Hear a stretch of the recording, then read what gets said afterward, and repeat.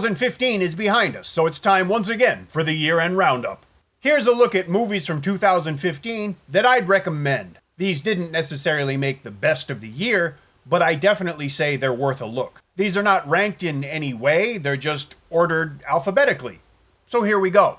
12 Golden Ducks is the fourth installment in the Golden Chicken franchise. That's not a restaurant. Sandra switches sides, playing a duck, gigolo, named Future Chug. Yes, Sandra plays a man. Matt Chow directed this movie, and it's so good, I can almost forgive him for directing Triumph in the Skies. But that's another year-end video. 12 Golden Ducks also stars Philip Kung Ho Man, Baby John Choi, Wilfred Lau, and Lo Hoi Pang as the pluckiest, most can-do gigolos you've ever seen. There's also a ton of cameos, all of which are entertaining in the best kind of Chinese New Year way. The Gigolo is 90 minutes of Category 3 excess featuring sex, nudity, squirting, and the revelation that the feeling of first love apparently necessitates being on all fours. And if that's not enough, at more than one point Tony Ho takes the whole movie careening down Weird Street. The plot doesn't make much sense, but Candy Yoon's birthday suit more than makes up for it. Speaking of which, when you see her naked on the boat, remember that they shot that scene in the winter.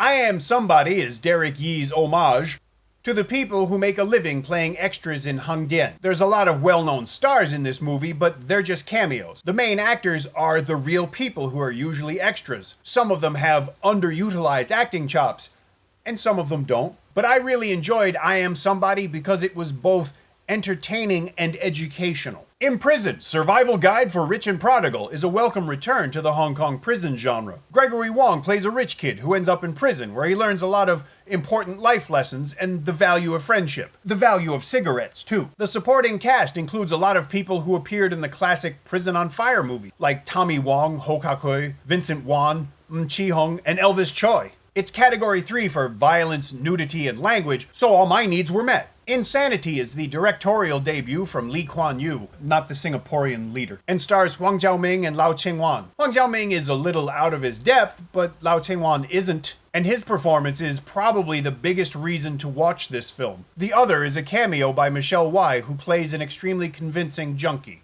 Another reason to watch Insanity is that it's a rare film that's almost better the second time you see it. Once you know what the big reveal is, you can watch it again and notice things that you didn't see the first time. Ip Man 3, released on Christmas Eve, is surprisingly watchable, and not just for the fights. Sure, Donnie Yen fights Max Zhang and Mike Tyson, and about 150 assorted henchmen, but there's a real story here with real characters and some real acting. It was a refreshing change in the franchise. Knock Knock Who's There is a collection of short stories directed by Carrie Ng. She also appeared in one of the segments with Simon Loy. Annie Liu, Kate Choi, and Jennifer Tsai also appear as the leads in each of the 3 segments. I enjoyed it for what it was, a local ghost film, and I wish there were more of them.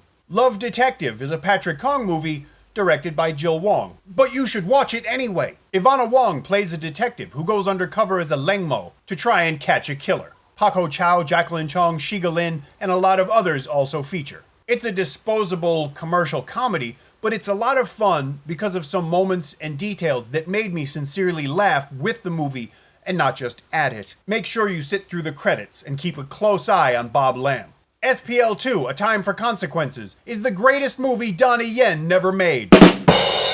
It stars Wu Jing, Max Zhang, and Tony Jaa, and the greatest mobile phone ever made. But never mind the plot, or the details of the story, or those crappy CGI wolves. SPL 2 is a fantastic martial arts movie, but with those 3 guys in it, how could it be otherwise? There's more than enough action here to satisfy just about anyone, and it more than makes up for whatever shortcomings the story has. Undercover Duet stars Mark Wu, who also directed, and Ronald Cheng. It's a profoundly stupid movie, but it never makes any pretense of being anything else. It's a gleeful celebration of nonsense that refuses to take itself seriously. Ronald Cheng switches effortlessly between Cantonese and English throughout the movie, and he's very funny in both. Mark Wu will do absolutely anything for a laugh, and I admire the effort even if the results aren't always great. Women Who Flirt is directed by Pang Ho-chung and stars Jo Jun in a tomboyish role. My needs are met. Huang Xiaoming plays a man who can't decide between his longtime, less than always feminine friend and a whiny, petulant woman whose only redeeming value is... I don't know. Women Who Flirt also features the weirdest, most unexpected, and perhaps greatest movie homage I may have ever seen. So there you have it, the Silver Spleen's recommended movies for 2015. Buy them or rent them and watch them. But do not steal them. Thanks for watching. See you again soon.